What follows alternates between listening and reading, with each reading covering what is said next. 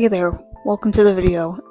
As you can see, I'm filming in my bed today. You may be wondering, why am I filming in my bed today? That is because I just got this new microphone and I haven't tested it yet. Anyway, welcome to the video. There's a lot of new people here, so I figured I would do a non-classical intro that has me in it because my art videos usually don't have me in the flesh in them. Anyway, today's video is about why it's really important to make personal art for yourself, art that is just for you, art that you love, art that you may not necessarily share with anyone, just purely pleasure art, specifically for you, just for you, because I know I struggled a lot with making art that is stuff that's just personal for me that I really love, especially as someone who is an art student. So a lot of my stuff that I've made has been for classes and to someone who has a business and is trying to sell their art. And when you have both of those things combined, you tend to lose the joy of making art purely for yourself and just making art that you love. I'm also going to be talking a lot about some of the things I discussed in my struggles with making fan art video that I made a couple months ago. So if you haven't seen that video, go watch that because I'm going to be talking about that video in this video. Also, I know there's a bunch of new people here because a lot of people, a lot more than I expected, saw my Instagram and Kara video where I was talking about whether or not people should switch over, my opinions on it, my opinions on Kara, Instagram, etc. as someone who can't really afford to leave Instagram and someone who doesn't really think they'll get much use out of Kara. Anyway, for the new people, hello there, this is me. I really want to do a Q&A video, so if anyone has any questions about literally anything, put them in the comment section because I want to do a Q&A. No one ever responds to any questions and answering stuff I put on Instagram, so I think YouTube is the place to do it since that's where I seem to be reaching the most new people who don't know me at all. So anyway, let's just get on to the current topic of the current video, and we're going to switch to me making art and doing a voiceover. If you like the video, please give it a literal like, because that would mean a lot. Anyway, it's video time, so let's jump over to voiceover me. So as I said in my very casual and non-scripted intro, this video is about why it's really important to take time to make art that's literally just for you. If you're pursuing your art that's beyond the hobby level in literally any way, I think you can probably relate to what I'm going to talk about. There's usually 3 categories of creators that I feel really end up falling into a rut and feeling like we can't justify making art for ourselves. Okay, wait, maybe there's 4. Yeah, there's 4 categories. The first, which I currently am, is those who are in college, university, grad school, fine art high school, in classes. If you're in that general category, you're an art student to some capacity, which means the majority of your schoolwork and your homework is going to be making art and creating something. You have deadlines and guidelines and reviews, and ultimately what you're making is directly for something.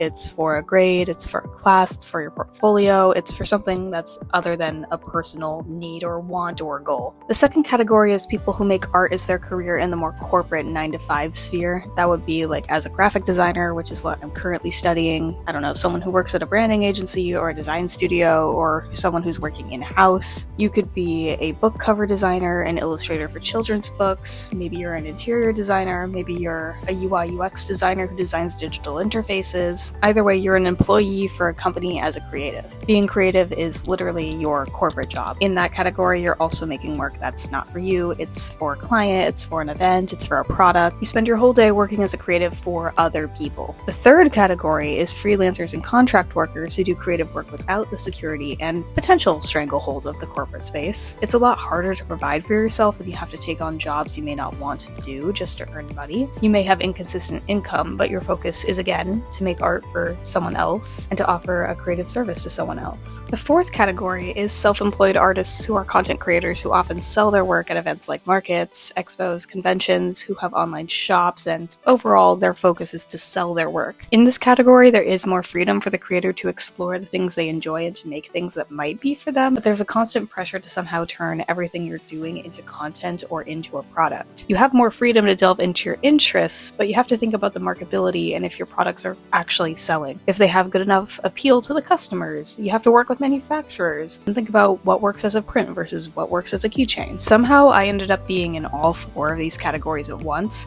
I'm entering my senior year of college with a double major in graphic design and illustration. I currently work for a small local business as lead graphic designer that focuses on signage and vinyl. I do my own freelance graphic design and illustration work on the side. And to top things off, I obviously am a content creator. I have my own business. I have an online shop. I do small local events. and I do want to get into the convention space after I graduate. Even if you're in just 2 or only even one of these categories, I feel like we're all able to relate to the struggle to justify taking the time to make art for yourself, art that's specifically just for you and only for you. We already spend so much of our day creating. When we're finally done and we finally have time to ourselves, we need to eat, we need to run errands, we have tasks and chores to do, we have laundry that needs to be washed, a place of living that needs to be kept tidy, our physical and mental health to care for, maybe you have pets you need to spend time with, you need to pay bills. And if you're not exhausted from all of that, maybe you have time to sit down and watch a movie or a TV show, or maybe you have time to play video games, or maybe you really love to hang out with your friends. None of that leaves much room for personal time to create work for you and only you. And I know I didn't realize just how much I missed that until the start of 2024. Like I mentioned in my fan art video, along with my falling back in love with my sketchbook video, being all 4 of the categories that I talked about put me in a really unhealthy place with creating, where I felt I couldn't justify making art that was just for fun or art that was just for me. I felt like because I was already creating so much for other causes that it would be selfish of me to make art that was just for me, that I wouldn't be filming, or that wouldn't be for a class, or that I wouldn't be turning into a product. I didn't really touch my sketchbook unless it was for a project, and I forgot how to explore and experiment and have fun with my work. If I sat down to do anything creative that was even remotely for me, I would just feel guilty. I convinced myself that it was wrong to be using my time making art that served no immediate purpose other than my own enjoyment. I think that's one of the reasons why I stopped making fan art for such a long time. Even though I am a huge nerd who is absolutely obsessed with anime and who loves fan art, I couldn't bring myself to justify making fan art that originated from my own enjoyment of a franchise. I felt like it wasn't going to fit with the types of work I was putting in my shop or the kinds of products I thought I was going to be selling, which touches on one of the unhealthy assumptions I had from the fan art video, which was that I could only make something if I had plans to turn it into a product. Like, that's just genuinely what I believed. Unfortunately, anime merch doesn't have that much of an appeal at a small private religious school, which is where I had been doing most of my events, or at local markets in my small but growing farming town. I knew that fan art wasn't going to be the right stuff to make with that audience in mind, so I just didn't make it. And instead I focused on making things that I thought would have more mass appeal. In June of 2023, 1 month after opening my Etsy shop, so this is about 1 year ago actually, I had my first shop update, which was cottagecore, leafy. It was mostly like a green plant-themed update. I made literally so many earrings with this leaf design that took me ages to make. Like, they literally took me several hours, several days. It took a long time. I made a lot of planner pads and memo pads. I made a new sticker sheet, and that update was the biggest flop of an update I've ever had in my whole art career. I liked those products that I made, but I knew while I was making them that they weren't things that I would ever wear or personally buy myself. So I was making products that had basically nothing in common with my actual interests. And you know what? Nothing from that update sold. I've had a few memo pad and planner pad sales. I've sold maybe 4 of the, 30 pairs of earrings that I had made for that update. I actually ended up throwing away over half of the earrings because they'd been sitting for a year with literally zero interest, and I knew I could use the earring hooks for something else. So I literally took the earring hooks off of the earrings and threw them away. I deleted the Etsy listings. They're completely gone. I've to this day not sold a single sticker sheet from that update, and my succulent cow that I painted and made as a print and a sticker is my worst selling cow in the whole cow collection. Even though I really like the cows, I personally love the cows. Things did start to change in 2024, as some of you may know. I prepared to go to Anime Washington as an attendee with my friends, and I did some sketchbook fan art of Kyokujiro and Denki Kaminari since I planned to meet both their voice actors and I wanted them to sign my sketchbook. I went semi-viral at that event, which convinced me to make more stickers of Denki and Jiro and then draw more My Hero Academia characters. And it wasn't until that point that I realized just how much I'd missed making fan art and how much I missed making art the characters that I and so many other people loved. I was now able to connect with other people again, just over a shared love for a show or a character, and I was able to experiment with my style as I played with how to translate character designs into my own style. I really learned to love my sketchbook again and to treat it as my play place. Eventually, I decided that if I was having such a good time making My Hero Academia fan art, then I should experiment with Naruto fan art as well. Now, in the past, I've always said Death Note is my favorite anime, but I think all this time I didn't realize that Naruto will forever be the most important anime to me probably ever. That show has gotten me through so much, and those characters will forever probably have one of the biggest impacts on my life. Now, I was mostly in the fandom from, I want to say, 2018 to 2022. I thought the fandom was mostly dead or toxic because I specifically left the Naruto fandom sphere in 2022.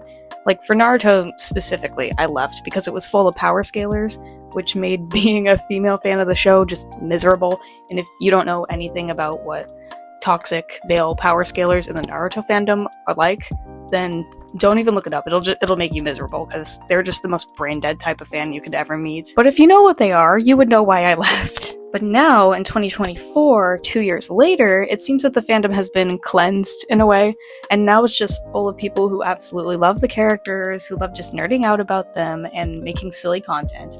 The fandom has completely healed, at least mostly. From what I can tell, it's mostly healed. So once I saw that, I finally felt comfortable just making Naruto fan art just for me. And I had this idea to just make this cute little painting that kind of looks like tile work or quilts, like in my brain. When I make these paintings, I think of quilts and tiles, so that's kind of the vibe that I was going for with these. But I really just wanted to make a little painting that showed Naruto in a more chibi style than I usually do. And I wanted to paint it traditionally so I wouldn't feel stressed out about my inconsistent digital art style, and I absolutely fell in love with it. I made this piece completely for me. It's not a complicated piece at all. I can make this style of painting very quickly. It's really simple. These paintings don't have too much detail to them, and they just make me very happy to look at. And I didn't expect the original Naruto painting to get any sort of traction because I was kind of just dropping them out of nowhere. But to my surprise, people really loved the little Naruto painting way more than I thought they would, especially Tumblr. Tumblr loved the Naruto painting. So something that I had originally made just for me, just for my own happiness, ended up bringing other people literally so much joy. And here I am with, I think, 11 of these paintings being made at the time of this voiceover. Datara was the 8th character that I painted for this series, and obviously he's the one that's in this video right now. But since filming this, I've also done Sasori, Shikamaru, and Sai. So for the whole list, we have Naruto, Sasuke, Sakura, Kakashi, Gaara, Lee, Itachi, Datara, Sasori, Shikamaru, and Sai. And I have literally no plans to stop there. If anyone knows me beyond my art account, you would know I love Suigetsu. He's my number 3 favorite character. So you can guarantee that I will be painting Suigetsu because I love him. I haven't even thought about making these into prints or stickers or anything yet. I haven't thought about product at all. I'm just having fun making them. If people want stickers and prints, then shit, I guess I'll eventually make them, and if I get into anime conventions, then I most definitely will. But for now, these are just paintings that I just really, really love. They're purely just for me and for my own love of the show. So if you're someone who's been feeling guilty about making art that's just for you, don't. Be selfish. Take the time to make something that makes you happy, and you don't even have to film it or post it or anything.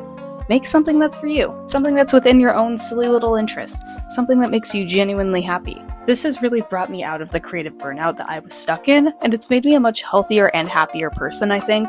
I go to my sketchbook knowing that I can make whatever I want in there without judgment or pressure, that I don't have to make everything absolutely be for an audience. It's okay to make things just for me, and it's okay for you to make things that are just for you too. I also wanted to cover something that I didn't talk about in my original fan art video, and honestly, it's because it's something I don't think I recognized at the time of filming of this video, or it's something I didn't think about. I think a lot of young creatives, especially art students, can relate to this, and I'm sorry, I'm going to say a mean word. Art professors fucking hate fan art. They just really fucking hate it. And now that I'm a senior whose biggest successes have been within the fan art realm, I'm kind of just sitting here like, well, okay, your opinion doesn't seem that well founded. I literally won Best of Illustration in my program in 2022 for a literal painting of Snufkin from Moomin. Let me say that again.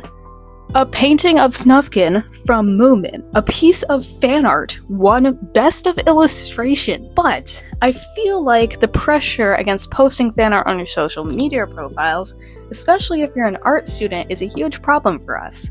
And as someone who was afraid of posting fan art for years, I'm here to say, don't be afraid to share your fan art. As long as, you know, it's not NSFW, maybe don't share NSFW stuff if that's what you happen to make. There's other spaces for that. I know that I was really worried about posting fan art on my social medias, and I was really worried that doing that would make me look unprofessional and that people wouldn't want to hire me. But let's be real here, people don't check your social medias. They do not care. They care about websites and portfolios, and most of the time in my experience, they don't even look at portfolios. They just go straight to your website.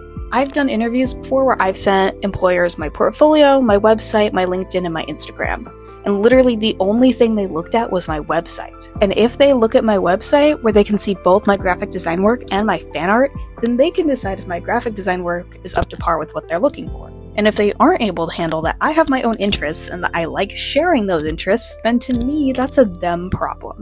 I like my silly little ninja show. You're an adult, get over it. It's why my Naruto fanfic that I've been writing for like 3 years now is on my Linktree. I'm sick of being scared. I write fanfiction and I'm very happy with the story I'm building and I want to share that with people. I started writing that story for me and it's gotten its own little audience that really likes it. I am literally so much happier and healthier now, and hey, it's making me some money and doing fan art is getting me some traction, so I mean clearly I think I'm doing something right. I built a fucking suit of armor.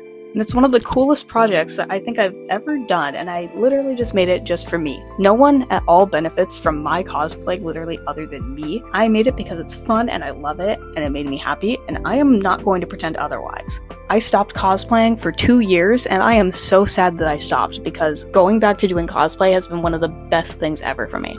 So what I have to say to you, the little viewer who's watching this, is forget the overbearing stress of the literally unforeseeable future. Forget the impossible cost of living for just a second. Forget the completely fucked economy. Forget the political system. Forget our government that doesn't care about us. Take the time to make art that's for you. Art you love, and don't feel guilty about it, because you will feel so much better when you do. I consider the last video that I made to be pitifully pessimistic. If you don't know what that video was, that was my Instagram and Kara discussion video, which actually got a lot more traction than I thought it would, so that's neat. I wanted this video to come off as aggressively positive to try to balance out the pessimism of the last video. And I think I've gotten that point across pretty well. Like I said in the intro, I'm trying out some new stuff, new microphone, I'm using it for this voiceover now, new filming style.